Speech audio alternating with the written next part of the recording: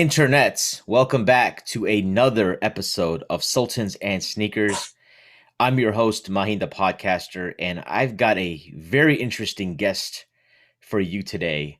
My guest today is Claire Khaw. So, Claire, did I pronounce your last name right, Khaw? Yes, I got it. it's Okay, Claire cool. Cole. Absolutely. Well, first of all, thank you for coming on the show. This is not the first time we've spoken. I was on your channel, was it a couple months ago? And I Hmm. was thinking about repurposing that for my channel, but I was in the middle of a really brutal cold, if you remember, and I was like coughing up like a storm throughout the whole interview. Yes. We I think we were still able to have a pretty good conversation, but that was more like you. And the context of that show was when I interviewed Richard Spencer. I think that caught your attention. You had reached out to me, and you wanted to talk about that interview specifically and some of the reaction I was getting from the Muslim community, as I'm a Muslim here.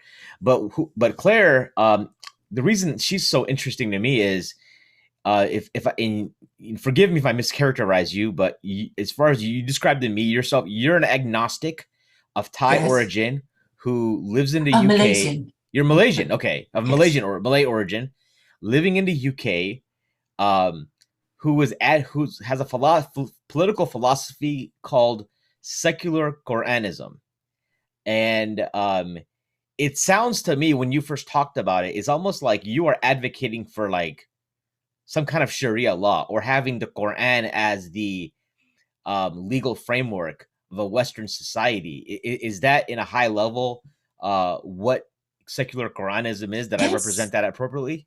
Yes, yes, it is. Except that I'm saying that I am interpreting it in my way, and I think my interpretation may find more favor amongst Westerners, and really secular Quranism is for non-Muslims.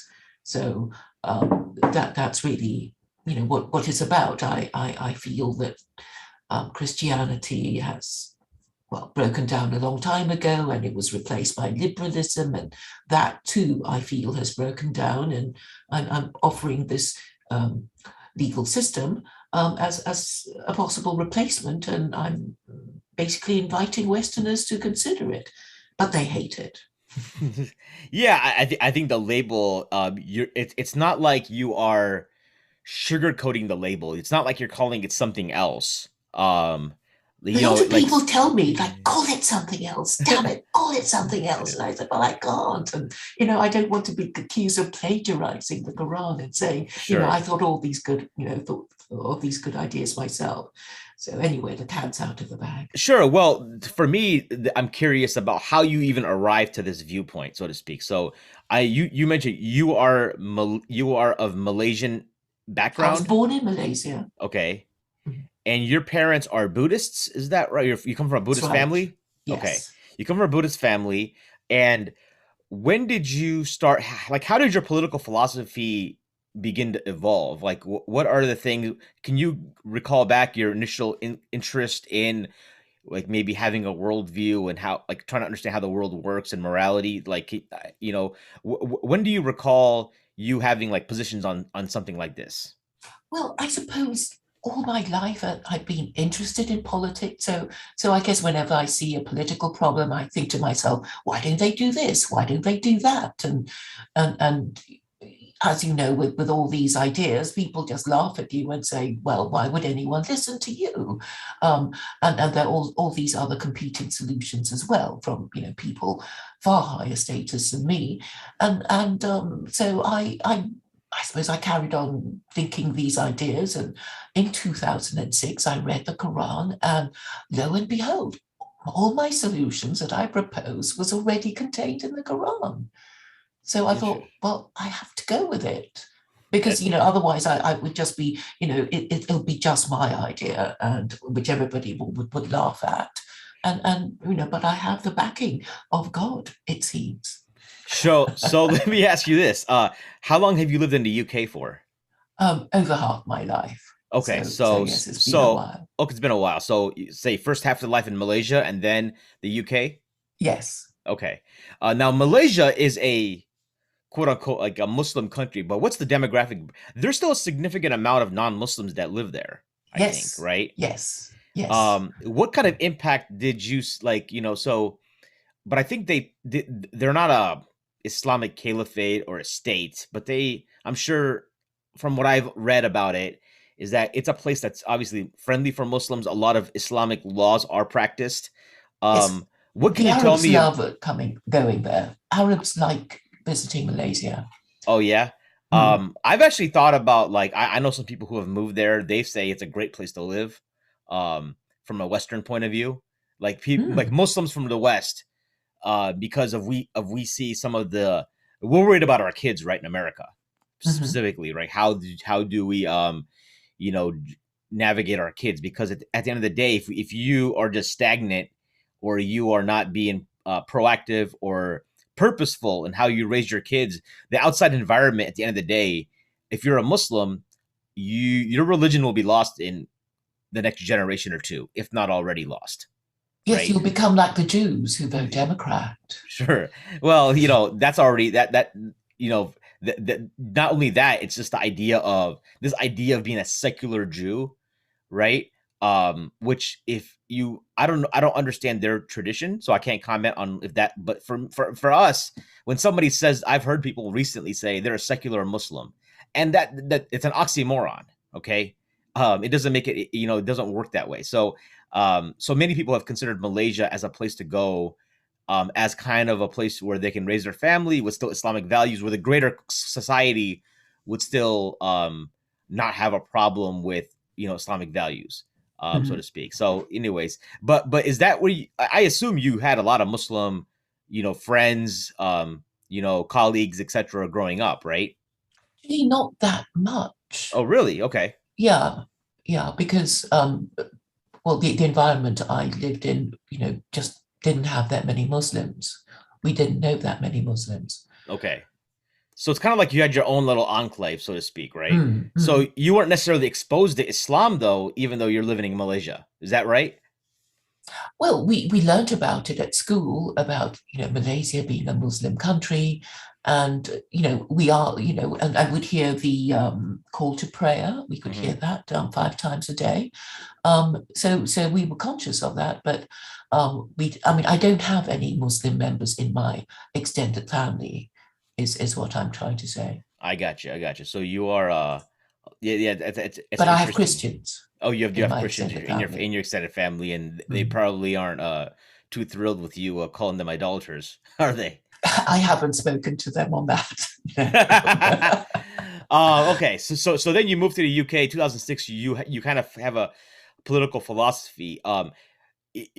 Is there a political party in the United Kingdom that like kind of floats your boat, or do you find yourself kind of like an outlier? Well, I used to be quite, I suppose conservatism was my first port of call. And Sure. then I realized uh, that it's only a defensive ideology created to defend the European political establishment against the ideas of the French Revolution. So it was never going to be enough to protect, to conserve anything worth conserving. And in fact, the late political philosopher Roger Scruton, asked. I mean, his famous philosophical question was, "What exactly is it that conservatives are supposed to conserve?" So he asked the question, but he never answered it, and then he Okay. died. Sure. So, you read the Quran in 2006, and you're like, this affirms my worldview. Now, the thing is, or how your solutions for politics, your solutions for government are outlined in there. What are some examples that really struck you first? As like, hey, this is like really up my alley. Well, I really think that none of the divisions in the West can be um, resolved using the current system. So my idea, which is quite radical, which is why I knew it wouldn't happen um, easily, was that of a one-party state. You see, there is a verse in the Quran that says, "Do not divide your religion into sects and rejoice in your own doctrines." And I thought this was exactly what the different political parties are doing. And there are plenty of problems, such as standards of education, that will never be tackled tackled because no political party will tackle it because it can't be solved within a term of office. So that's why standards of education will go lower and lower because no party, no government will tackle it because it's a kind of worms. The teachers will go on strike, pupils will be sent home, and so it's a kind of worms, and they're not going to deal with it. So it's almost like let me I need to unpack that a little bit. So essentially having like your first of all your own philosophy is that there shouldn't be multiple political parties in a country. There should be one party. Yes, because none of the parties actually stand for anything. All they're doing is scrabbling around for different groups for support. Mhm. And it's like the Democrat Party. They were first a party of the KKK, and now the party of BLM. Mhm. They have no principles. If you look at the Constitution, you won't find any. Yeah, you see that like in America, you see that there's like parties evolve, right? In a way that like certain candidates will come. Like for example, Trump isn't a traditional Republican, or was he's that's you with him. You have this whole MAGA, Make American Great segment, right? After 9/11, you had these 9/11 Republicans. So they became Republicans solely based on 9/11, meaning they were for the Patriot Act. They were for some of the wars after 9/11. They were aligned with neocons, even though some people were like um, traditional Democrats, like the actor I think Ron Silver is a well-known person who fit that frame. Mhm. Um, yeah, so I see what you're saying. Like the parties are just it's almost like there's no substance behind it, and people end up. So when we look at our politicians, each politician should be graded on their own merit and their own values. And what happens is that politicians, it seems like, what you're saying, and this makes a lot of sense. Um, kind of they kind of try to mold themselves into the party they're aligned to, even if they themselves may not agree with some of these like hard party stances, right? Mhm. And therefore it's almost like watering down like the discourse, the politics, like because for example, I'll tell you, let, let's say for instance, let's take Ilhan Omar for example in America, right? So she's a Muslim of Somali background, but because she's a Democrat, she might have to take a certain stance on Israel, Mhm. right? She can't go in as her own. And she actually has a more, I would say, from what I understand, like not as in bed with Israel as some others. Like, you've had traditional Muslim congressmen like Keith Ellison or Andre Carson who have been, just towing the line on Israel for, over a decade now, right? Because that's the only that must is necessary for political, like for your political career. Otherwise, if you try to go against that, you're not going to get anywhere. And especially the Democratic establishment the Democratic Party establishment has always been so heavily tied in with the Zionist lobby. So you can't, Mhm. if you go against it, you forget about having a career. It's almost like that. So I think what you're calling for makes sense in the sense that but maybe but then the thing about parties that appeals to people is that people are into unity, groupthink, right? You can get a movement behind people, right? Behind a Yeah. group label, so to speak, right? You want a political tribe that you can join so you can, feel the protection of it. Right. In a way, Yeah. yes. You need people who can back you up, right? And Mm. I think that's where there's two With their sides of party it. machinery. Exactly. I don't think that two parties are enough. If you so I think there's two solutions here, I'm talking kind of off out of pocket in the sense that this isn't my area of expertise, and we're kind of going as different tangent real quick. Um, I think the single party system, where there's no parties at all, people run as individuals, right? And then you have that, or you have multiple parties. You have more than two parties, the two party system, because within Republicans today, there's so many different fragments.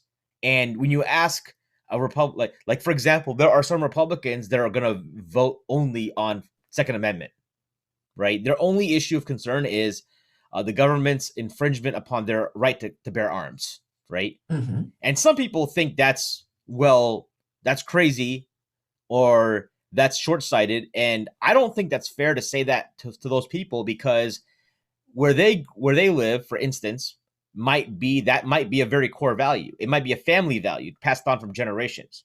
So, but I think that group of people should be their own party, right? Because for them it doesn't make sense to, because some of these people might be in rural America where some economic policy proposed by like rich Republicans may not make sense to them, right? Yeah, And they got to put yeah. up with it, because at the end of the day, when you have if you have a democratic if you have the Democrats are in power, you might have more restriction on your firearms, Yes. as an example. So yeah, Yes, and also the Second Amendment is sacred to Americans because it's their Second Amendment, and the Constitution is right. a kind of quasi-sacred document. And they'll be more jealous of it the more they distrust their government. So, Exactly, and which is amongst a lot of people very high right now, the distrust of the government, right? mm. So yeah, I mean, that's kind of my take on it. But so, um, you talk about the how you see this model for the one party system in the Quran, Yeah, and the only party in the country should at least have the objective or the official objective of governing in the national interest. right? That's at least, and that was what I was trying to tell Roger Scruton, that conservatism should be conserving the national interest. If you regard it as something precious to be looked after and not frittered away, um, and that would bring me to the area of nationalism, which I want to define as government in a national interest. I don't want people to think of, oh, he's a nationalist, therefore he's Hitler or Mussolini and World War II, and I think, okay, Hitler and Mussolini might have thought of themselves as nationalists, but they they did it wrong because it ended in defeat and disaster for their country, and but do people even know what is good for them? Because we know empires fall. And so we can say that even empires don't know what's good for them, and we as individuals don't know what is good for us. And therefore, what must we do? We must follow the rules that God took the trouble to give to us. Sure. Because I mean, you can sort of reason this way, and this is how I reason. It's like, well, the Jews, they are the world's most ancient and powerful tribe, and they're still around, and they've been around for longer than Christians and Muslims, and whether you like them or not, they're still around, and this means that their religion has power, because without Judaism there would be no Jews, and without no Jews there would be no Jesus for Christians to worship, and there is some cachet in worshipping the most powerful being conceivable, which is the Abrahamic God. Sure. Okay. I want to like, so let's talk about this nationalism thing real quick, because I think it's so if we define nationalism, being a nationalist, as advocating for the interest of the nation, okay, which I think most people do. Everyone does that, by the way. Like everyone is Instinctively. instinctively, everyone is going to be more, but it's just that the label carries some kind of like it's like a stigma that it carries, right? So Yeah, people because of World want to War avoid, II. exactly, they want to avoid it. But let's Mm. let's look at America in the last 20 years. If you're a nationalist, and you want, so for example, America is a country that relies on petroleum and oil, right? So wouldn't it be my natural interest to like attack other countries that have oil resources and take their oil? Well, it would be like you saying, well, wouldn't it be a good idea for me to steal and rob people? And yeah, you can do that. And then you might, have some trouble with the police when they catch you. So, people don't really think, they don't really know what's good for them. And this brings me to Washington's farewell speech, which I only discovered this February. They read it every February in the Senate. And he did say that morality and religion enjoin um, good good relations between all nations. Mm. I think I might have got some of the words wrong, but you can find it in his farewell speech, and it sounds like it comes from the Quran. This enjoying good relations between nations. Yeah, because I think it's So I guess I'm trying to think about the practical application of some of this, right? So if we're gonna say yes, we work in our national interests, but with that being said, the caveat is if you want to make the analogy that like we just can't steal other people's stuff. Like so, for example, if my neighbor has something I want, then I could enter into a negotiation with him about maybe we can do a trade. I could purchase it off of him, but like the analogy of pillaging someone's land is just um like I would just go into their house and just like take their stuff and then like if Or they somebody might do it back to you. yeah, right, And this is, if yeah. they defend like there's the and it because it creates a culture of fear. Have you ever seen the movie The Godfather? Yes. Okay, so I think this is in Godfather Part 2. There's the story of how like Vito Corleone, the patriarch of the Corleone family, came to power. And you remember there was like a mob boss in New York in the 1920s that was just like oppressing everybody. He was charging them high taxes. He would just go into various shops and like charge them all this extra money from their own profits, Protection money and, protection money, that kind of thing, yeah, right? yeah. But he was oppressive about it in a way, and he was Hmm. hated. And so Vito Corleone took him out. Hmm. And Vito was able to, but it's like that guy essentially was an example of if you go over the top, you're taking people's stuff. At some point, someone's gonna get you, right? Hmm. And it's gonna be someone else who has a better. So I think so. I see what you're saying. So there's gonna be a balance between you can't just pillage and because again pillaging someone else's resources in the short term is of national interest, right? Because it can make Mm. your citizens pay you less for stuff. But on the flip side, you could have it. You might have to deal with the repercussions later, where you get invaded, or or your citizens there, for example, can't travel to other countries because for visiting, right? Because you're like, we don't Hmm. want y'all here because your government is oppressive, so we're gonna Hmm. block all your passports. So Hmm. there's like a fine line. Like it isn't just a by default, like working on your own national interests also requires that you understand the entire world, and do so in a way where you're not like infringing upon the rights of another nation, right? Yeah, there's a short-term interest and the long-term interest. Right. And it's the responsibility of the government to maintain both. Mm. So nationalists today seem to like some nationalists, I would say not all, but some nationalists seem to have this aversion to immigration, right? There's this like whole aversion to immigration of refugees and citizens from other countries. And a lot of it's from lands that their own country went and pillaged.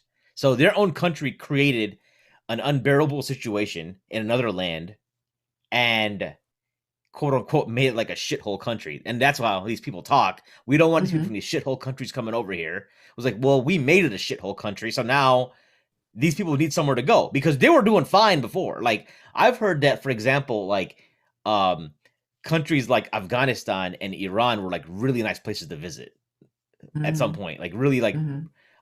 they had a lot going. Even Somalia, I saw pictures of Mogadishu in like the 70s, and it was like it's a really beautiful country.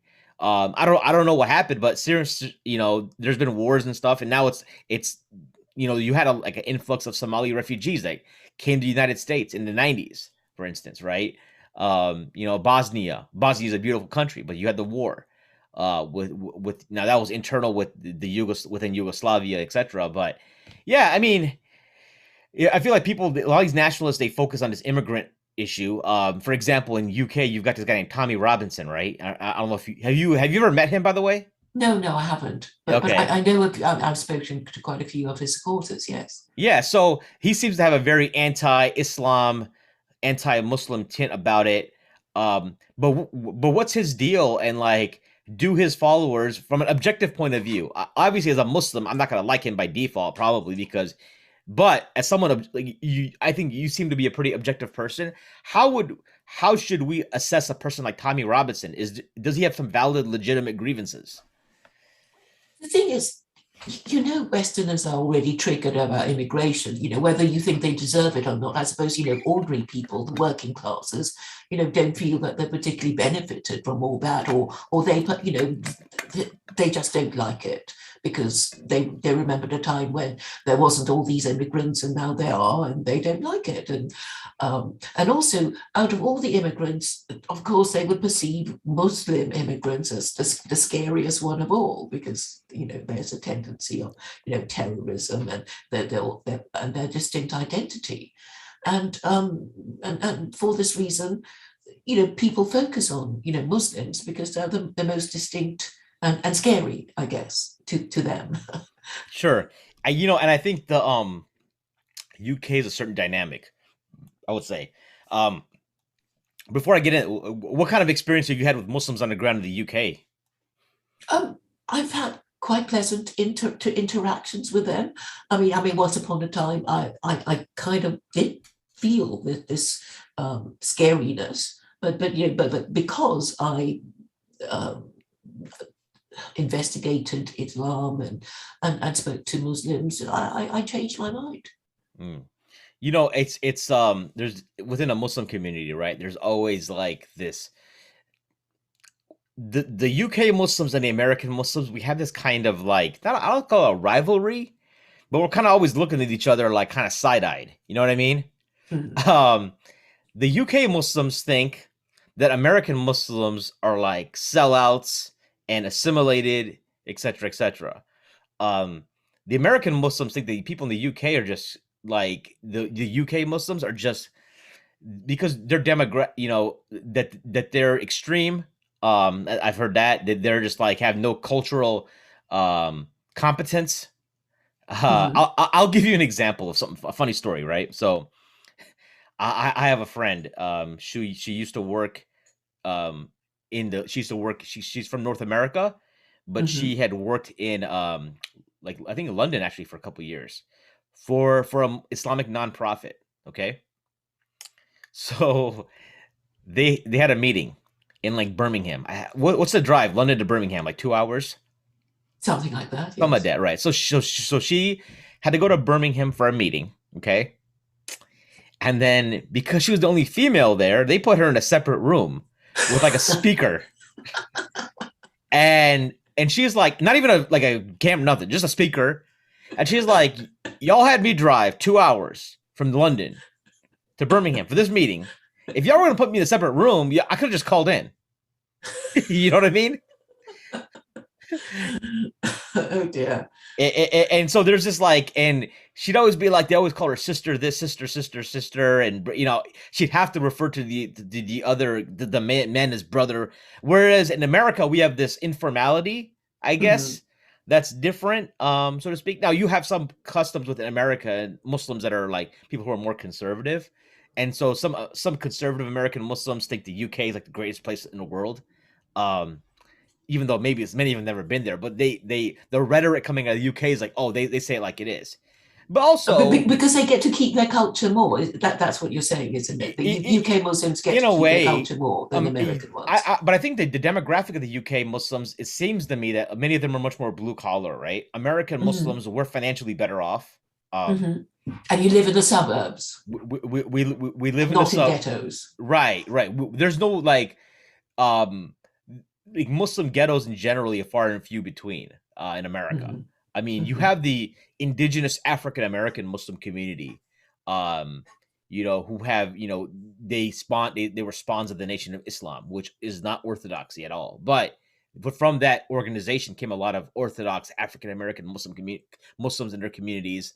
Um, but like a lot of the immigrants here aren't like educate like for example, I'm Bangladeshi, right? In the Mhm. UK, I hear a lot of Bangladeshis are cab drivers or restaurant. They might own businesses like restaurants and stuff. There's Seleti. It's a specific part of Bangladesh in the UK. I Mhm. couldn't understand most of what they said, for instance, if they try to talk to me. But in America, what I've seen, Bangladeshis are more. They come for education. They come for higher education. My father, for example, came in the '80s for like grad school on a fellowship, right? And he Mhm. just stayed. Mhm. My father-in-law came for graduate school and got his PhD and was a professor. So there's like this academic pursuit in amongst Bangladeshis for and that's as my ethnicity. Whereas, and you see that a lot with other ethnic groups as well. So they come, they're more well off. They live in the suburbs.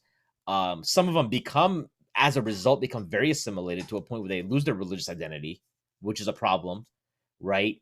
But whenever they want to throw shades of the UK, we're like, well, you guys got like Majid Nawaz, right? So Majid Nawaz is not a popular figure amongst Muslims if you didn't know, No. right? And then you have other people who like say like, there's some ridiculous rhetoric coming out of the UK. Like there was some lady who said, I saw a clip of her saying that like, I'm a Muslim, I don't have to believe in Allah to be a Muslim. You know what I'm saying? And I'm like, so Cultural Muslim. Cultural, but again, that's an oxymoron to me. I'm like, at the end of the day, just be upfront about what it is. But anyways, back to secular Quranism. So as we talk about, I guess the question is really why a lot of the rules that I think you advocate for from the Quran, couldn't they be found in the Old Testament? Oh, well, yes, but the Old Testament has 36 capital offenses, as I keep telling people. Mm-hmm. And, people get stoned for little things like breaking the Sabbath and picking up sticks on Saturday and being rude and drunk and disobedient sons. And so I don't think, I don't think Jews have the stomach for it now. I mean, they're not exactly calling for a theocracy in Israel. So if they're not following it, then and nobody else is following it, then maybe it's too hard for even Jews to follow. So that's why you don't think Islam has the right Sharia or the right legal system amongst the three. Christianity, as far as I know, doesn't really have a legal system because everything No, goes. it doesn't, because there are no rules in the New Testament. Right. But as far as I know, the six Sharia theocracies in the world. Yeah. So that would make it the kind of Goldilocks option if you want a theocracy. Yeah, I mean, in a sense, even though a lot of Muslims would argue that there is no quote unquote Islamic state, right, or like a khilafah or a caliphate, but there are countries that implement, like Saudi Arabia, for instance. They have like certain things that are derived from it, right, where it's enforced. Even in Bangladesh, as far as I understand, like the consumption of alcohol is not prevalent. It's like in closed circles, right? Mm-hmm. It's not something that you can openly like sell, as far as I understand. But Mm-hmm. but like you're an agnostic, so you talk about God a lot. By the way, for someone, I mean, most an agnostic by definition believes in God. How would you describe your worldview as it pertains to God itself as a creator? Because you reference God a lot, so that's why I'm asking. Yes, I mean, because this is how I see the duty of an agnostic. He or she has to look at world through an atheist lens and a theist lens. So it's kind of like technical analysis. You have to say, well, atheists say this thing, and the theist would think it this way, and if both views support a particular solution, then you're probably right about doing this thing. So so my latest thing is that with lockdown and everything, the pandemic and everything, an atheist will think, well, eventually vaccines and lockdown will solve the problem. But I think as a theist, it seems obvious to me that it is repentance that God requires, because if you believe that all good and evil come from God and everything happens for a reason and suffering is punishment for sin, then the conclusion must be, well, if you're suffering, stop sinning, and then if you wonder what your sins are, go through the 7 Noachide laws. So do you believe all good and evil comes from God? I'm saying it's a theory for everything, and I find it irresistible, because what happens is that if you go through that reasoning process that I've just described to you, and then you think, well, what could we have gone wrong? We as a nation, I'm talking about we as a nation, and you go through the list. It's like idolatry and blasphemy are forbidden in the Noahide laws, as well as the Ten Commandments. And what have we now but three global Christian empires, which means that its spread is global. Jews don't want to talk about the Noahide laws because then they'll have to, find themselves telling Christians that Christianity is idolatry and blasphemy, and we know why they don't want to do that. And I also know that Muslims are commanded by God to admonish those who claim that God has begotten the Son in chapter 18, verse 4, and they haven't been doing that either. So maybe that's a solution, global Sure. repentance, which I don't see the solution coming from any religious authority. The Sure. Christians are not talking about that. So for the listeners and the viewers who aren't familiar with the terminology, can you define what are the Noahide laws? Just can you list them off? Yes, I will list them in my own way. There Sure. are seven. Okay. Um, the first five, I think, even atheists would not have a problem with, and they are laws forbidding murder, laws forbidding theft, laws forbidding sexual immorality, laws forbidding the eating of an animal while it's still alive, and the positive commandment to establish a court and legal system. So that's the first five. So hold on. An atheist would not object to sexual immorality? Well, I assume, okay, that's a very loose thing, but Okay. they might think, we draw the line at pedophilia. I mean, that they might think, oh, fornication is okay. For now, Yeah. pedophilia is not like acceptable, but let's see how that changes because I think the thing of it is, it's like if the way I look, so when I speak to atheists, so my barber is he's an atheist. Okay, guy cuts my hair. He's a Mhm. nice guy. We always have interesting conversations, but he also identifies as a pansexual. But Hmm. he's had a steady girlfriend for like 5-6 years, who's another barber in the shop. I'm like, what is a Mhm. pansexual? And it's like someone who is open to sexual relations with like anything and everything. It seems like I may have Yeah. misrepresented it. It's like some identity because the way I look at it is like if you're an atheist, like what is you have there's no like reason to have any kind of moral grounding on anything, right? Um and the sexual immorality or is actually something that can be ascribed to be very natural, right? Because you want to satisfy your it's like food. It's like obesity. If you have no control over food, you'll eat whatever you want Mhm. without worrying about health repercussions because it tastes good, because it's Mhm. pleasurable, right? In Mhm. the same way sex is pleasurable, right? uh and if it's uncontrolled, you'll like what was pleasurable when you were like starting out, it just become boring now, so you just keep expanding it to try new things. That's this whole thing about fetishes, right? Yes, yes, because if vanilla sex is cheap, Yeah, people will want to spice it up and look exactly. for, So to me, I don't know that an atheist, my point is I don't think an atheist would necessarily um maybe the angle you come from, how you angle that conversation, they could be like, okay, I see where you're coming from and I could agree with that. um but the yes, but way an atheist would say, what do you mean by sexual immorality? And I would have to say, well, you do recognize, the existence of sex offenders. So, whatever, you because if you're going to apply the laws of the Quran properly, that it Mhm. means fornication, would attract 100 lashes. So, and they would find that unbearably straight. But even, even the liberals who say sex between consenting adults must by definition be okay might have their limits too. So, maybe if they're spouse has sex with somebody else, they might, draw the line at that, perhaps. But we don't know. But I assume that they have their limits too. What you're saying is that they have everybody has some kind of limit on what is acceptable sexually, right?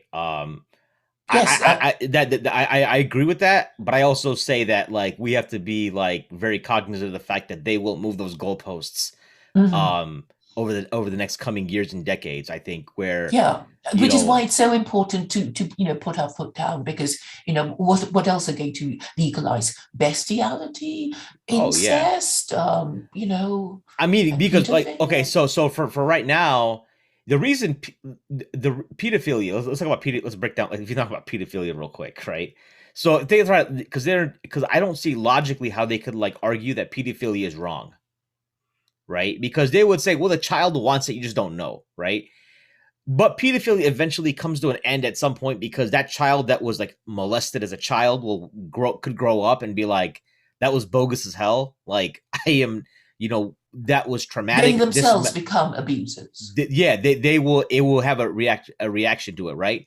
But Mhm. let's talk about bestiality as a medium. You're like, well, I love my dog and I want to, or horses or whatever you're into, right? There's all kinds of people with like Mhm. nasty fetishes. Okay, Mhm. the horse and a dog cannot communicate. They're not gonna like you're not gonna get a reaction from them.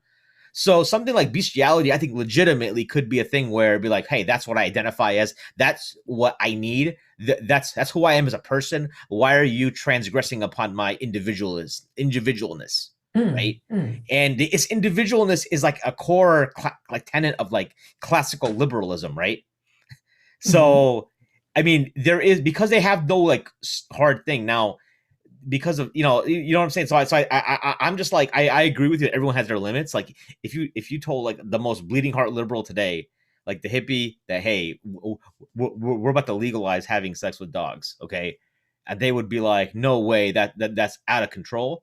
Mhm. Um, I would, in that person's in their 20s right now. I would have no issue seeing in like 15 years when that person's like 35 going on 40 that there that person changes their mind, like, oh, it's fine, it's not a big deal. Mhm. Maybe the dogs Yeah. there's studies that show that dogs actually are happier if they are having intercourse with their human owners, Mhm. Mhm. right? I mean, who Yeah. knows?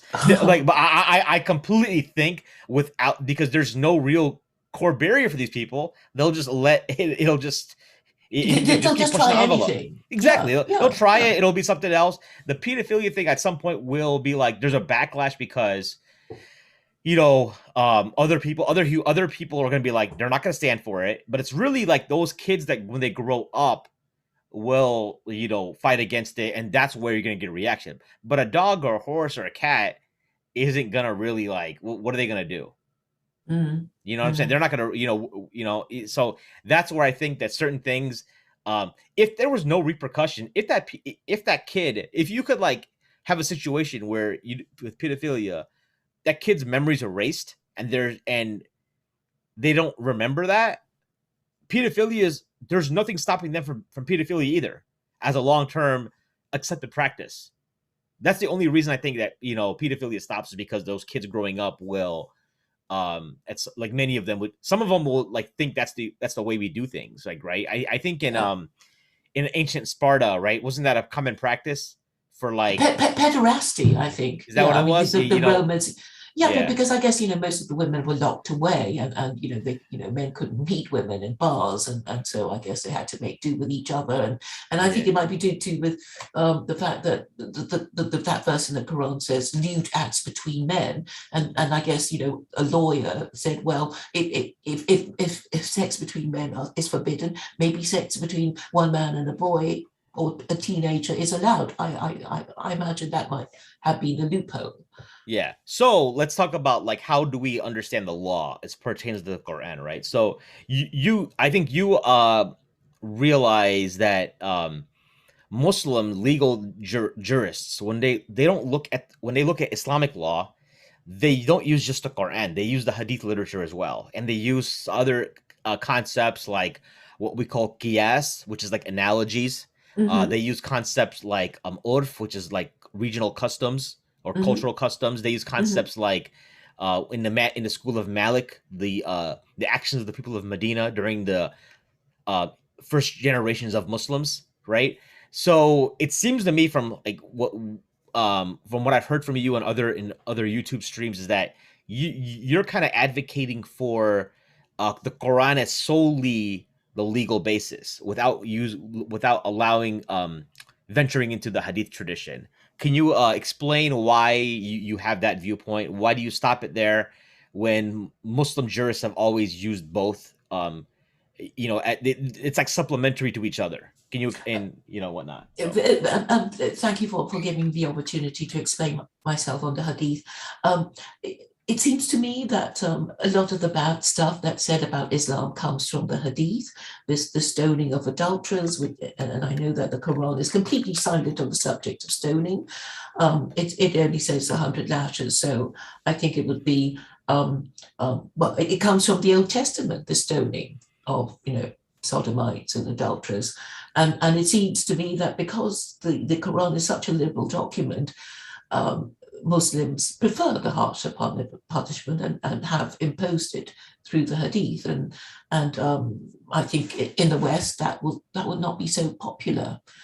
We have to understand the culture of the West and put it in a way that they might find bearable. okay. Because the Hadith is so much stricter, isn't it, than the Well, Quran? it yes and no. I think that there is a. I mean, so the hadith to me is a more specific.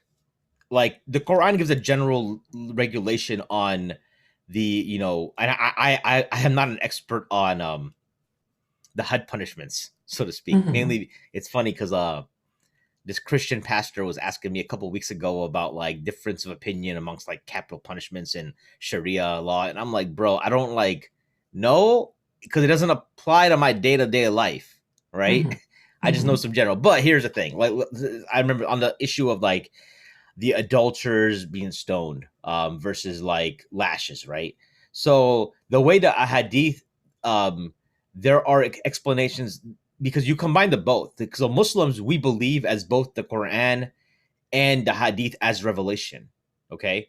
The thing about the ahadith is that we have to also characterize authenticity. We classify them individually, but we essentially have received the Quran and the hadith in very similar fashions. I think people sometimes like gloss over that. It's just that the Quran just has stronger changes of has a stronger change of narration. It's called tawatir. But you have many hadith that have that similar strength, right? It's just coming through a different medium. You understand what I'm saying? Like because the Quran is also like literally the word of God. The Mm-hmm. hadith is almost more like if you would think about it's almost equivalent to like how the New Testament is read in a Yes, way. yes, because the Hadith comes from the stories of the companions of the Prophet, right? Correct. And, and, Yeah. and the New Testament is stories told by the apostles of Jesus. Well, so but the thing of it is this that no that's not the analogy I'm making. The analogy. So I'll give you this example. So the Christians say the New Testament is inspired by God, right? That let's say for example that okay, let's take the Apostle John, who supposedly the like a confessional evangelical would say that the Apostle John wrote John. I as a Muslim I would dispute that. I think it's anonymous, but let's go along that train of thought that John, the Apostle John, was inspired by God to write the Gospel of John, and so he wrote the Gospel of John, but he's inspired in a way and he wrote what he believes is inspiration in his own words, right? You know what I'm saying? Mm-hmm. Versus like the Quran is the Prophet Muhammad, peace be upon him, receiving revelation from the angel Gabriel. The angel Gabriel essentially telling him what to write. Like there's no like mode for him to interpret like his own words and like put it in his own words, right? It's He like was taking paraphrasing. dictation. Exactly, right? Where it's dictating literally the word. And that's what the Quran is. But the hadith is the prophet receiving revelation, but putting in his own, but like putting in his own words, like paraphrasing in It's a way. reported speech. Reported speech. In a way. But it's a transmission from God that I want to focus on as the comparison, because God inspires the Apostle John, who then writes the Gospel of John in his own words based upon Mm. what he himself believes he's inspired by, right? Mm-hmm. The Mm-hmm. Prophet Muhammad receives a revelation or through dreams, wahi, we call it wahi, right? Revelation. And then he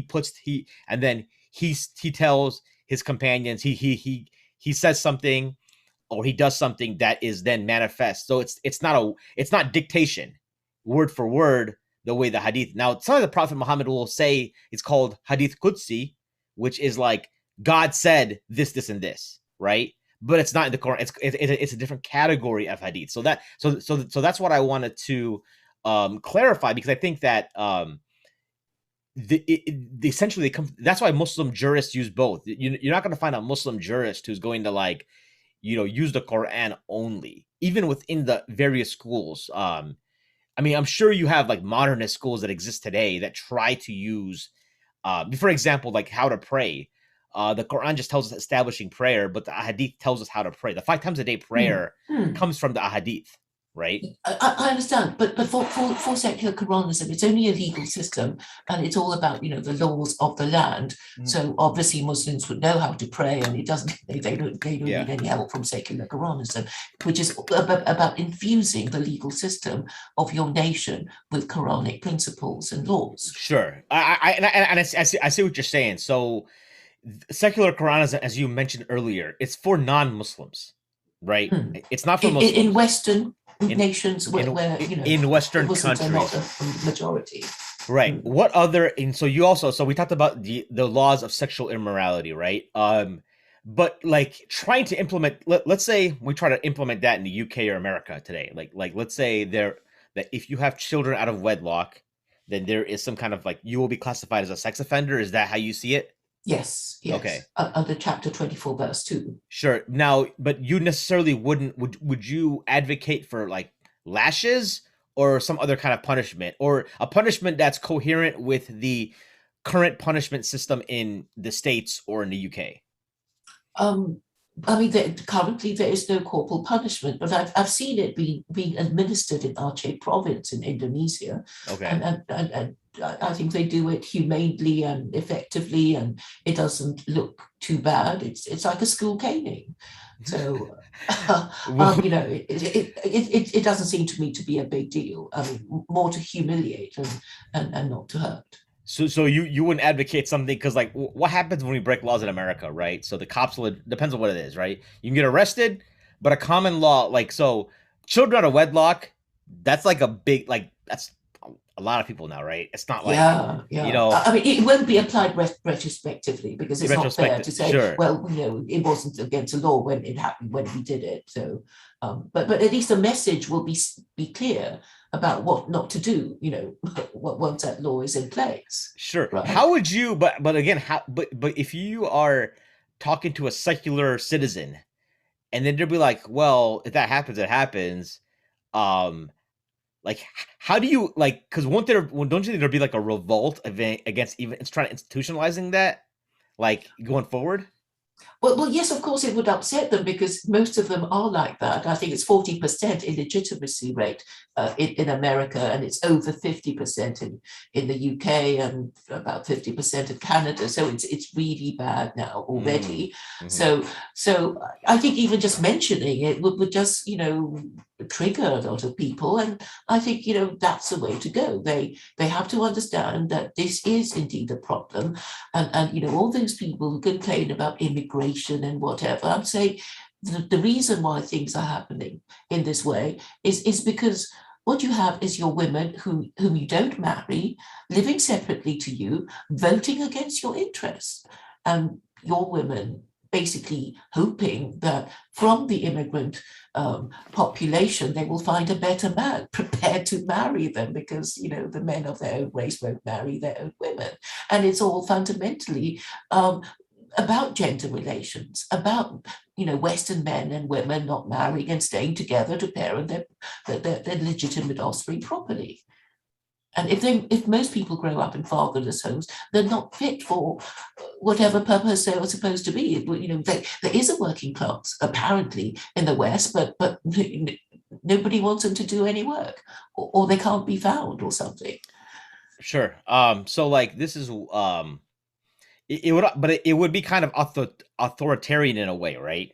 this specific I would law. say yes, it's mildly authoritarian. Yeah, I mean, Yeah. yeah, it would be a big shock to them. And some people have said, maybe you don't mean it, Claire. It's just a rhetorical device to kind of frighten us. And I said, well, yes and no. I mean, I don't see how you can escape the logical necessity of having to do all those things to fix all those things. There's a British rapper named Zuby. I don't know if you've ever heard of him. No, I think he's from Nigerian background, but he grew up in Saudi Arabia. And he was on the Joe Rogan Experience. I don't know if you're familiar with Joe Rogan, but I've heard of him. Yes, yes. yeah. So I mean, probably the most popular podcast in the world, Uh-huh. as far as download volume goes. But so he was on Rogan's podcast, I think a week or two ago, and I'm listening to it. He's talking about the difference between um, the mindset of the British citizen versus the mindset of the American citizen. So in America, he was kind of like explaining that Americans believe that the government is there to ensure that they have full liberty. The government does not give them their rights; that their rights are even according to the God-given rights. Americans believe that these are God-given rights. It's the government's job to protect those rights. Okay. Mhm. Whereas in England or the UK or in Europe, they believe they're okay with the government giving them their rights. For instance, and they were talking about the whole issue of like um, vaccine compliance. Mhm. Like the United Kingdom has a high percentage of vaccine compliance for COVID-19 compared to the United States, right? Mhm. So I think we're at 45%. The UK, I don't know, was that 70, 80%, Mhm. or something like that. So because the Brits have a certain like they're like, okay, the government gives us this, so therefore the government they can do a lockdown because that's the government stepping in saying that we're taking this right that we gave you away. Whereas with Americans, if there's a lockdown or there's a mask mandate, Americans are like, no, it's my individual right already. The government can't stop in and take this right away. So it's like a different angle. So Mhm. I could see your system, the government in the UK could say, listen, guys, this is a problem because of X, Y, and Z from society point of view. This is the data. And like, if you guys want to engage in, and I guess the only way you could really find out is pregnancies, right? Okay. But then the problem Yes, I is, mean, having children without a marriage certificate is basically the crime. That yeah, that I exactly. mean, the trigger point. But then wouldn't you just have a higher rate of abortions? Maybe, but that would still send a message. If you don't want to be subject to that punishment, don't Yeah. go that extra step and have the baby. So what you would do is you would do you're essentially you got to cover the angle. I think you would if we're going to work through this and like try to implement this law, you'd have to have the law itself saying it's illegal like to have if you don't have a marriage certificate, right? You cannot have children, no kids. Um if they're up, then they go to like, okay, well, I'll just get an abortion. You then make the abortion laws very tight, whereas you can only get abortions if it's like a real medical condition, for instance, right? You can't just get abortion just because you were like fooling around and got pregnant. Yeah, but Correct? maybe you have to have 100 lashes before you can get your abortion because unless you're saying it's a virgin birth. Sure, I think there's only one of those. But so with that, it's like you have a deterrent. So why not something financial? Why not like a ticket? Well, Like, a it's like fine, a financial fine. because these people can't afford it. I mean, you've already impoverished yourself by having a baby outside wedlock. Yeah. And the thing is, I think the Quran knows better how to make this point than us. It's like it didn't say a fine. It says, there has to be witnesses. And Yeah. it's got to be this way. Right. So because it sends a deterrent, because I guess if you go to your, I don't know, shopping mall or wherever it's going to be inflicted, it has to be a public place. So there are witnesses. So you can imagine all these, children and their parents saying, well, don't you become like that? It would be a bit embarrassing, mom and dad having to see you like that. It's a very yeah. You essentially would create a cultural stigma around it, right? Mm. It's always like you ever read the Scarlet Letter? I have heard of it. You I never haven't read read it like myself, but by Nathaniel Hawthorne. yeah, we had to read it in high school in America, Uh-huh. and it's like the whole stigma of like Hester, the lady who got pregnant by the reverend, walking around with Hmm. the scarlet A on her on her gown to make sure Hmm. like you're an adulterer, right? In a way. Hmm. So it's that's an interesting take. So the whole how do we implement that? I just don't know how in America, I feel like you'd have a revolt of some type. It's not even a point of it could work. Maybe I don't. I'm sure people. You're not here. People aren't. It's not the first time people are saying this won't work. Um, I'm here, sure, but like maybe in Europe, you have to have like an authoritarian stance to do it. Um, in the United States, the It thing would just is, need a change of culture and a change of mind, obviously. right? But I mean, so many things have to change before people will even contemplate it. But maybe Exactly. just talking about it, Yeah. will start the ball rolling. There's a it's important you mention that because there like people have to be conditioned first in a certain mindset. There's a narration, a hadith attributed to the prophet's wife Aisha, may God be pleased with her, that she said that if the first thing that Islam came with were laws about alcohol, or don't have sex outside of marriage, don't commit what they call zina, right? Don't engage in fornication, don't drink alcohol, um, don't engage in usury. This is the first thing um, that came as revelation. Then people would just reject it outright. They would say we'll never Mm, accept it, right? mm, But the first revelation was about like the concept of worshiping one God and believing in the hereafter and talking about the hereafter and life after death. And so it mm, softened the hearts of people. And then later, those laws came to place to you know it gives the people the motivation because human beings have that we're obviously motivated by things, right, and mm, ideas. So that's mm. kind of in a similar way we'd have to like formulate it. We're not going to obviously figure it out here in this podcast, but you'd have to figure out a way to like There would be a period of grace. I have yeah, already thought it through. So okay, let's sure, say secular Koranism came into force today, you sure, but there were all these people who fornicated last night, and some of them might have got pregnant. So there will be a period of grace, maybe 9 months, maybe a year. I haven't quite decided it yet, but that would be the kind of thing that okay, you won't have 100 lashes if you know your baby is born tomorrow, but after you know. The September of the new year, you will be, just some kind of concept of there being a before and after of how life was before and how life is going to be, and a period of being prepared for the new regime.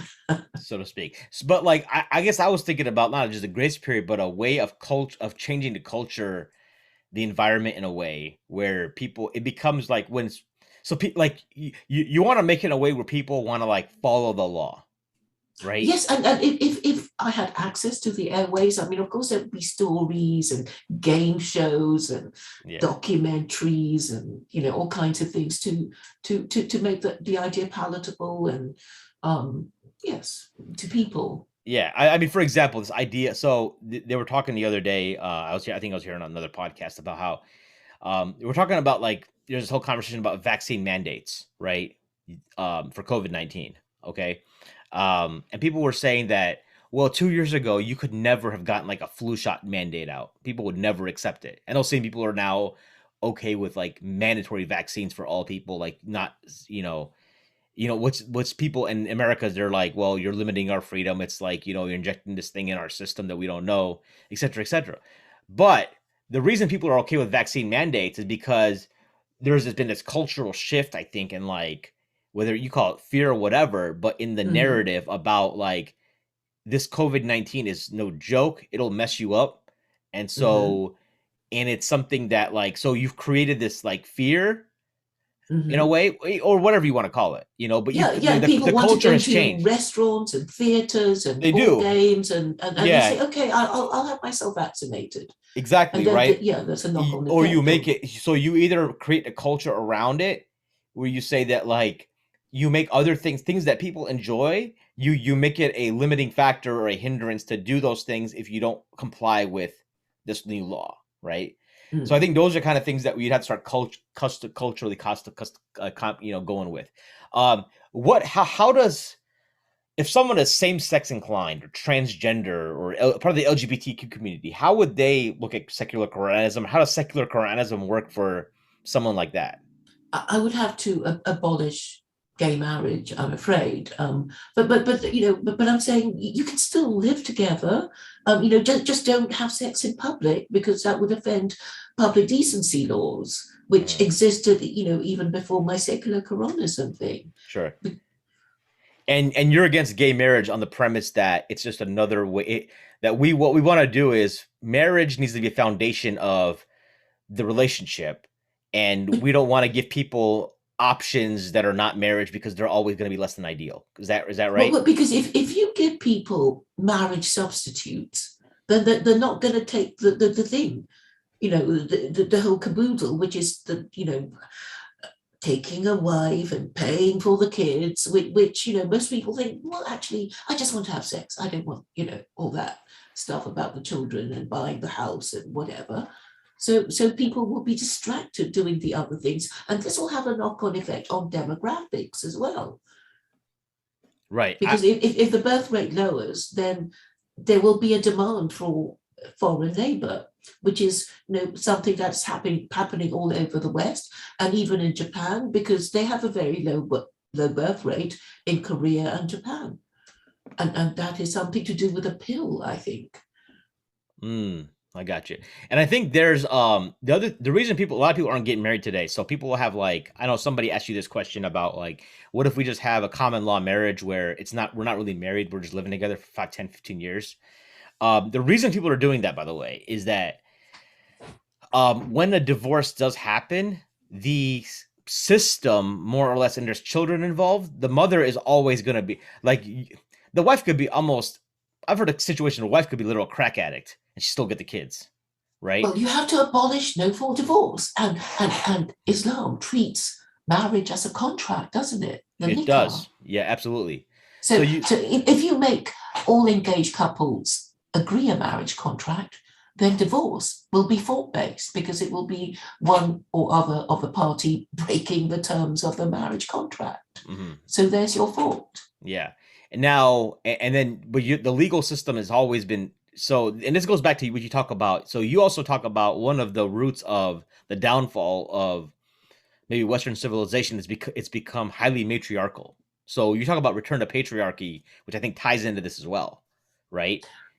Yes, because I think all civilizations fall through relaxing their standards of morality because it's not immediately obvious where the harm is if you have extramarital sex because you think nobody will notice or she won't get pregnant or whatever until everybody does it, and then you think, oh well, there but for the grace of God go on. I could have easily knocked up my girlfriend or been knocked up, and then you become more forgiving of illegitimacy, and then more and more of it happens until they become the majority, and then you're too scared to call them out anymore, and then you think, oh, maybe it's not this thing, but I think it always is, and I think that is a problem of bad parenting. People just not. You can't reason with people. You can say, oh, but what I said is true, and they'll still call you names because what you said that is true has upset them, and they will demonize you and lie about you and then ignore you, and this is not just. Well, it's from the bottom and the top, isn't it? Mm-hmm. The people are not moved by reason or truth, and that means all the obvious problems will not be solved because people will just deny it. Yeah, I mean, we had in the United States, we had a pretty patriarchal society, right? Even like 100 years ago, right? It's like, what is it? The rise of feminism, which maybe came because there were women who felt like they were being oppressed, not given their due rights, which may not have been valid. I don't know. I haven't like studied that history. But then you had the sexual They were revolution. indulged, and I think feminism works through bribing men with extramarital sex, and men can't refuse, and that's how we've got to where we are, I think. Yeah, it's that's why they always say guys have two heads. It's really true. It's really true because if you can, um, there was a in Islamic law, for instance, right? One of the things that people don't want to talk about is the rights of the wife upon one of the rights that the husband has over the wife is the right to the bedroom, right? The sexual satisfaction, right? Because guys are just for us it's like eating. You know what I mean? Yeah. It's just But like we women get a week off where you have to leave us alone. kind of thing, right? Yeah, yeah. But for us, so I there's cases here in America where I've talked to like various imams behind the scenes, and they'll say they're dealing with cases where these guys are just being like deprived for like months on end. Like their wives just aren't doing it, and they're like, this is It oppression." should be written in a marriage contract. You know How what I'm many saying? times a Yeah, month, a week? or whatever. Yeah, because it's something that how it's crept. No one wants to talk. There's almost like now caveats for why women don't have to do it. It's like, well, if you're sick or if you've got a headache. I mean, like, listen, I think it's common sense that if you're a good husband, you're not gonna like push it out. If your wife has got the flu, right, has a headache, then I mean, first of all, I would be like, at least stay away from me because I don't want to get sick either, Yeah, right? yeah. I'm sure there's some guys that have like I talked to some guys who are just like they could care less no matter what, like under any they're almost like females, they're like nymphomaniacs. um Hmm, hmm. but yeah, but so I actually forgot what I was, but I think that part But of okay, it. frequency of conjugal relations. I mean, Sure. it's like I'd be interested to if people actually can agree on this is standard, 3 times a month or Yeah. whatever, you Right. know. And I think when men aren't being satisfied in their marriages, that's when they go elsewhere because it's a biological need, right? Hmm, hmm, And sometimes it's interesting. I think it's a biological need that it's not like really tapped into until you get married for Muslim men, because if you're doing it by the book, you're not going to be engaging in that behavior before. So you only know what it is theoretically. You have urges. You got hormones that are going crazy, but you don't actually do the act, so you don't know. So once you engage in it, you're like, oh, this is what it's about. So I need more of this.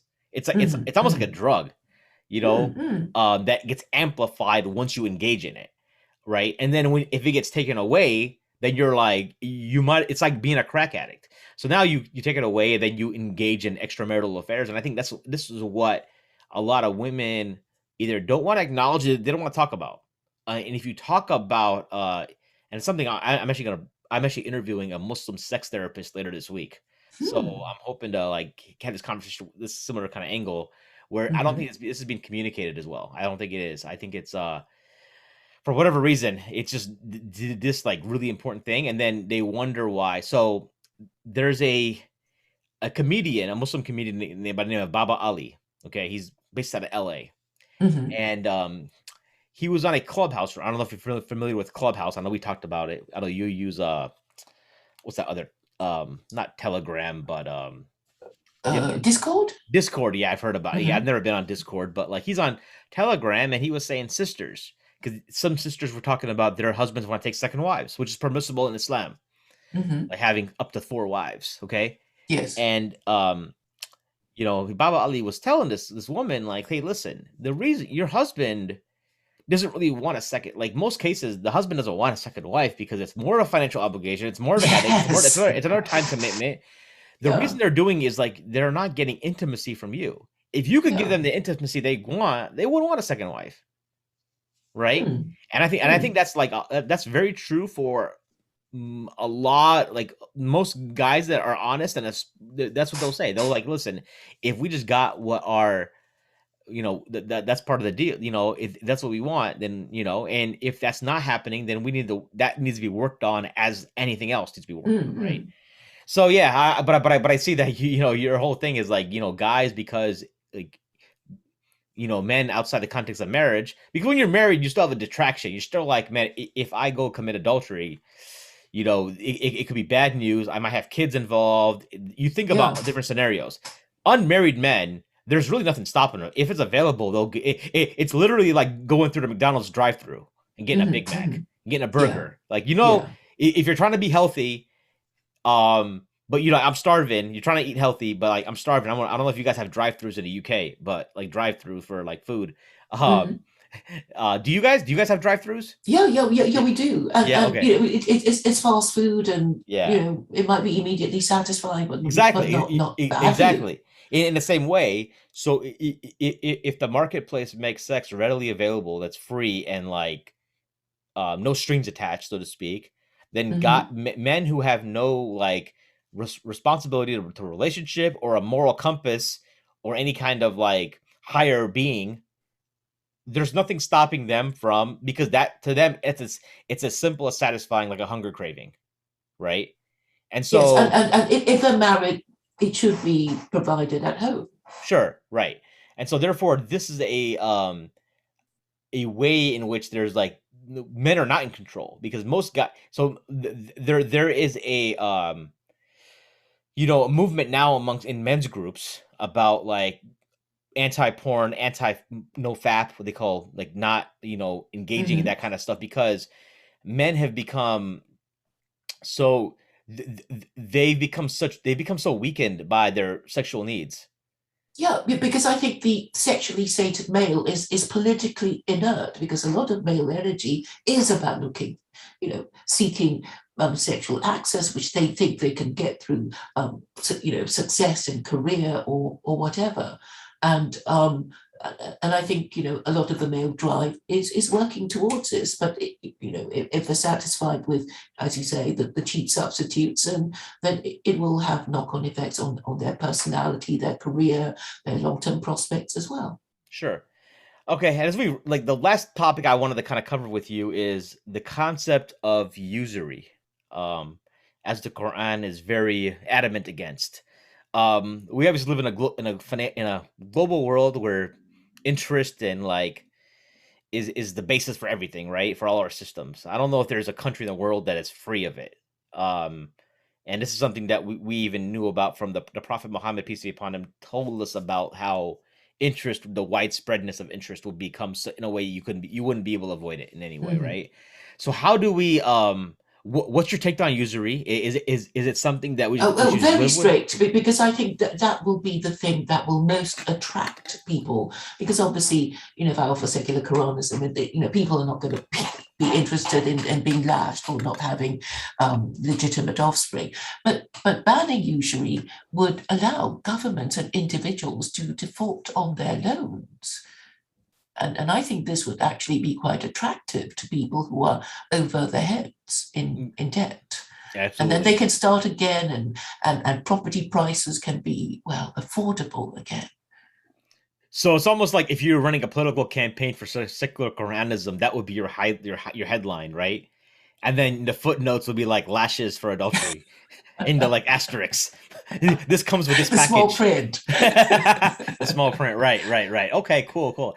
Um, Real quick, like, so you've obviously like read the Quran. A lot of it like obviously appeals to you. You believe in God. Why aren't you a Muslim? Well, Sorry, it's a very I direct find myself question. inclining to believe, because, Mhm. okay, this is what I think. I have to say I'm agnostic, because I was told a long time ago that um, the existence of God is not falsifiable, and neither is his non-existence. So it's always 50-50, and we can only find arguments for God's existence or his non-existence. And in the end, we choose according to our personal preference. So, if we're going to be, gay, we're not going to be believing in God, because we'd be thinking we're going to be punished. And if we want to have if we want to be married parents, we're going to believe in God, because we know we need to follow those laws, and believing in God would help us obey those laws better and for longer. So choice would be based on moral and political reasons.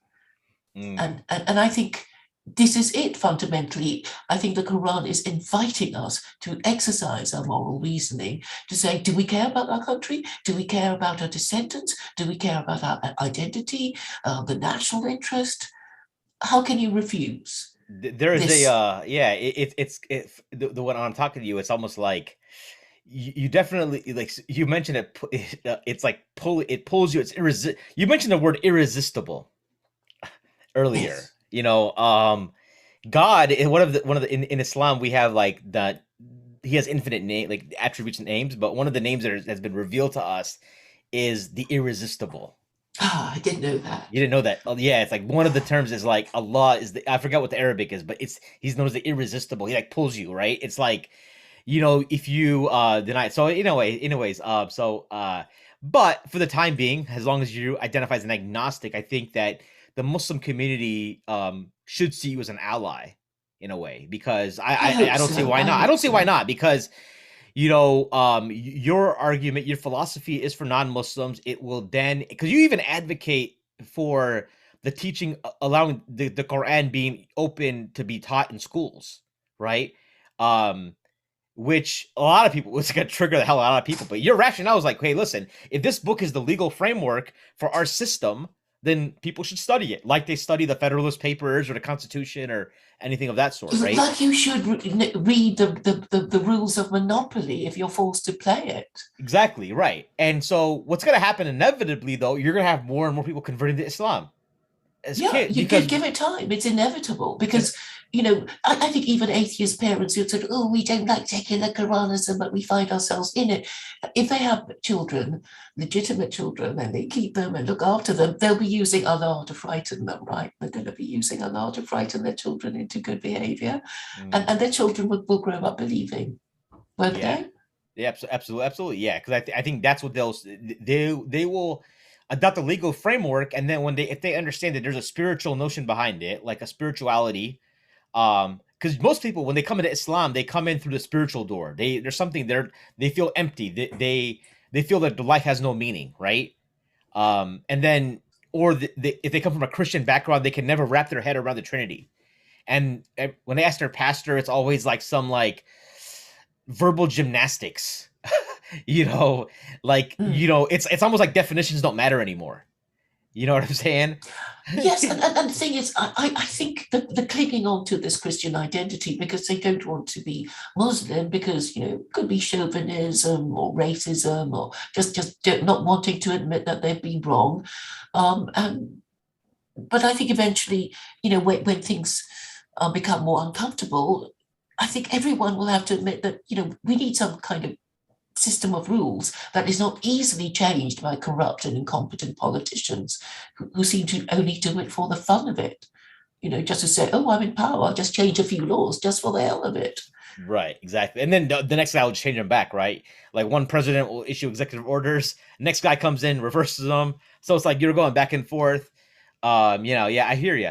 So, and to sum up, this is how I look at what you're, if I were to sum up your arguments for the layperson, if I was in an elevator pitch, making an elevator pitch on your behalf to you know, um, someone in the elevator about, hey, secular Quranism, the Quran for you, for a secular person, you first of all, as an agnostic, you have to first of all have an assumption that there is a God, though, right?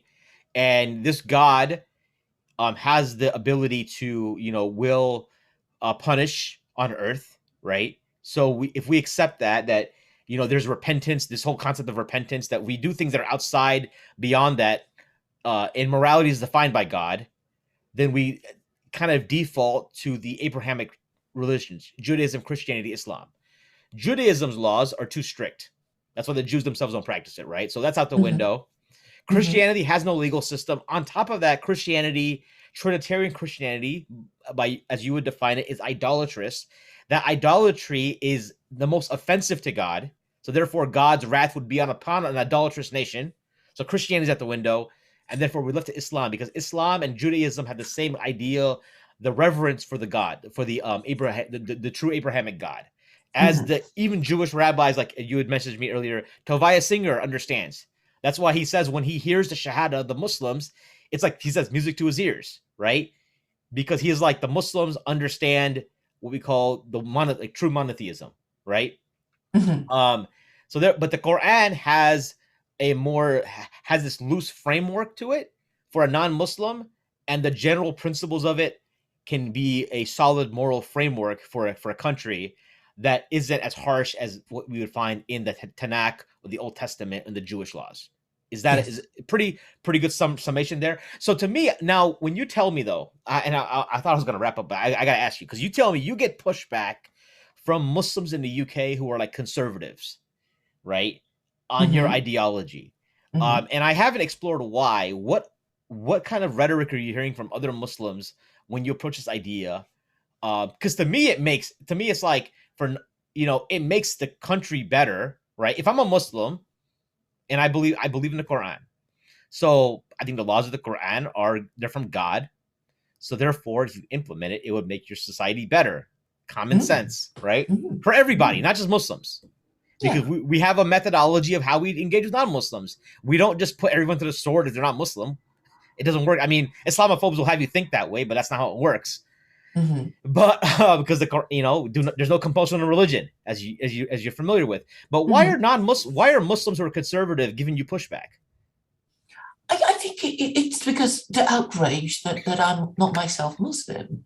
I think that's it. And they're trying to say, oh, you're not even Muslim. You have no right to use our Quran. And I kind of say, but didn't you say the other day that the Quran is a guide for all of humanity? And now you're trying to stop me from using it because you don't think I've interpreted correctly. But then maybe you didn't interpret it that well because, well, the last caliphate ended not last century. So I guess you guys didn't follow it that well either. So maybe these Westerners, even in their degenerate state, can follow it better with their advanced legal system. You know, if they were thinking it through properly, if they could, find enough influential and honourable politicians to care about their national interest. And then finally, you seem to have, so people are obviously going to be really intrigued with this interview. I told some people, there's many people who have never heard of you. I didn't hear about who you were until you reached out to me on Facebook Messenger a few months ago. So I googled you, and the stuff that's being said about you online isn't the most flattering. Like, when did that start happening for you? Like, there are some like pretty interesting pictures, I would say, if you Google Yes. Claire's name. Can you like elaborate a little bit on, like, give your side of the story on some of this stuff? Of course, of course. So I'm also a political activist for all my sins because I am interested in politics. I express my views and then I kind of talk myself into things, and then I get invited into to become a member of the British National Party. I thought it would be rude to refuse, and I continued saying the things that I say, and it offended somebody, and I was expelled from the party. And after I was expelled from the party, somebody uh, in the north who saw the potential in going softer on the racial line of white nationalism, saw me as well a potential ally and invited me to join him and form an alliance with him. And I knew he had that flag and gun, and for some reason when I wanted to be photographed with it because I saw it as a once in a lifetime opportunity, because I wanted to associate myself with nationalism, which I think is only government in the national interest, except that, Hitler and Mussolini and all these people, didn't see the long-term national interest. They felt they had to have everything in their lifetimes, like Napoleon. Even they had to invade everywhere, and then cause a great war in Europe, and then they get defeated, and that was the end of them. So maybe if they had more limited aims and didn't just see politics as a form of military conquest, that they might have been all right. And therefore, because the Quran gives guidance about how to conduct international relations, we might better preserve our national interest by following those rules.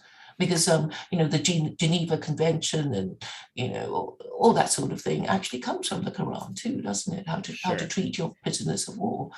And that's what I want. I wanted to associate myself with nationalism so I can rehabilitate it. And I was hoping that people would just accept that it's impossible for me to be a member of that party that they, think they can call me a member of. Yeah, so I think so. For people who aren't familiar, the image that pops up is there's a picture of you holding a rifle or a shotgun, and the Nazi flag in the background, right? Yes. That's the, but don't you think taking a picture like that, while you're trying to prove a point, in general, because the Nazis, the swastika has elicits such a visceral reaction from people. I know, that's why I felt I had to do it. I felt compelled. I felt compelled.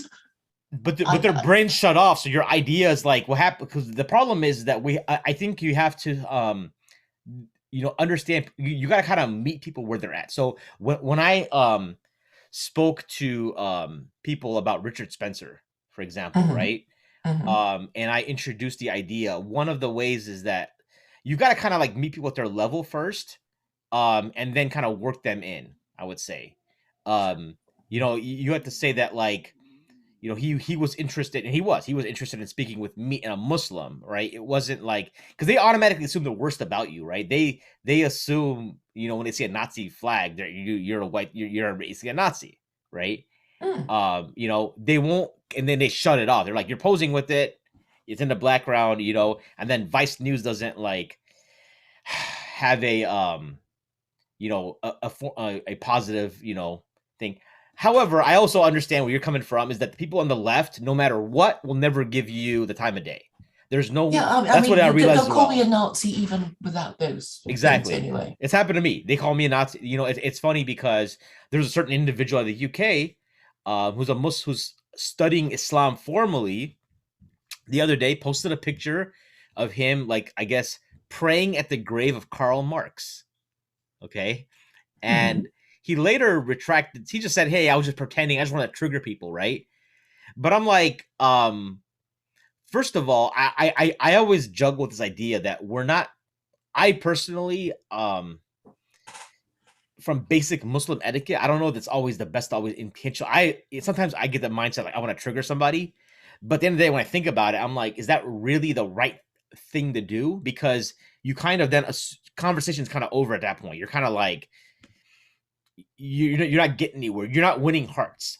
To me, it's ultimately about, like, when we have a worldview that we're trying to like present it, we're trying to win hearts. We're trying to convince people. You want to make um people. You got to be likable, I would say, right? And Yes. so you kind of, even when you're like even talking about secular Quranism to us, to an Islamophobe, they're triggered by the word Quranism on the get go, even though the substance of the ideology might make sense. Which is why I can understand why people would like, say, hey, use different terminology for it.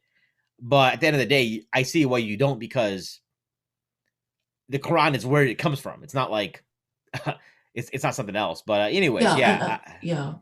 And the So thing is, I think in the end, I think it's necessary to do it because I think eventually people will kind of get it. It's like looking at something horrible. It's shocking at first, and then it kind of loses its horror until you just get used to it.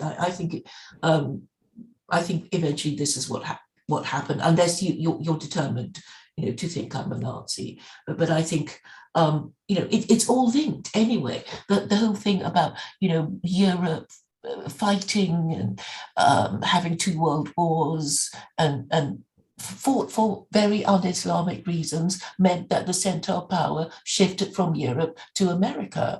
And because it shifted to America, I don't think the Americans are grown up enough to manage their global empire, and they do crazy things like invade everywhere, and then they have to retreat with their tails between their legs. They're not running it properly. It's not even benefiting the American people itself. So I really think that they need to think again. And what I think is so important is for Americans to actually read the speech of George Washington, who I think comes with so many Quranic echoes in what he says about religion and morality and joining good relations with all nations. Yeah, And where did that come from? It came from the Quran. Where else could it come from? you talk about how you believe that Jefferson, because he had a personal copy of the Quran, used the Quran as a framework for a lot of the laws of the Constitution. Well, the First Amendment Yeah. is based on Chapter 2, verse 256. I can't prove it, but it's the only, it's not, freedom of belief is not something Jews have. Basically, Jews have no freedom of belief, because if they don't observe the Sabbath, it's death by stoning for them, according to the Torah. It's only the Quran that actually says there is no compulsion in belief. Truth stands clear from error. Do you think that people argue generally that, oh, Jefferson just wrote that in because, yeah, it was a coincidence he has the Quran, but it's because the way that the Puritans fled for the New World because of religious persecution? You think that's just as loose of analogy? It's possible, he thought of it independently, but there is a White House Quran. Yes, of course you can reject it, but actually, the Prophet Muhammad is in the frieze of the U.S. Supreme Court, because Right. the founding fathers wanted the best of lawmakers to to have the best of laws. Cool. All right. Absolutely. Well, Claire, where can people find out more about you? I think you're banned on Twitter, right? Or are you on? Yes. That Yeah. that, that was I think two or 3 years ago. But I have a blog called the Voice of Reason. I also have a blog called The Radicalized Rabbi, which is my Judaism blog. I find Jewish ideas very helpful in formulating my ideas, and I think Judaism and Islam are kind of bookends, and I think one fulfills the other, because the harshness of Judaism means that Islam is Judaism light, and the kind of entry level starter theocracy for all considering such a thing. Sure. May I ask, if you don't mind me sharing, like, do you know what got you banned on Twitter? I actually don't remember. I think it was for evading the rules, but I already had about 5 Twitter accounts that they banned, and that was the You were reason. like, it's like, forget it, it's over. Yeah, you don't want to go back to it. So for sure. So definitely, I'll link your blog in the description of the show. Also, this will be released on the podcast app. So if you listen on the podcast apps, you can have the link to the blog there. Claire, I do appreciate your time this evening in the UK, right? Afternoon here in Yes. America. Always great chatting with you. Hopefully, we can do it some other time. We can get back on your channel if yours. This is like last time it was me, you asking me a lot of questions. If you ever want to bring me back, we can chat about it, I whatever you would want to love talk to. about. Yeah, absolutely. So for my special guest, Claire Khaw, I'm Mahin the podcaster. Make sure you like and subscribe to the channel. If you want to listen to on the audio apps, you can do so on Apple Podcasts, Google Podcasts, Stitcher, Pocket Cast, and Spotify. You can also check out the website, www.sultansandsneakers.com. Email me info@sultansandsneakers.com for any questions, comments, concerns, guest suggestions. I'm on Instagram at Sultans and Sneakers, and Twitter, Sultans and Sneakers, SULTANSNSNKRS, and then Facebook, Sultans and Sneakers. Again, Claire, appreciate it. Make sure you follow her. Check out her blog. I'm Mahin the podcaster, signing out till next time. Thank you for having me, Mahi. Thank you.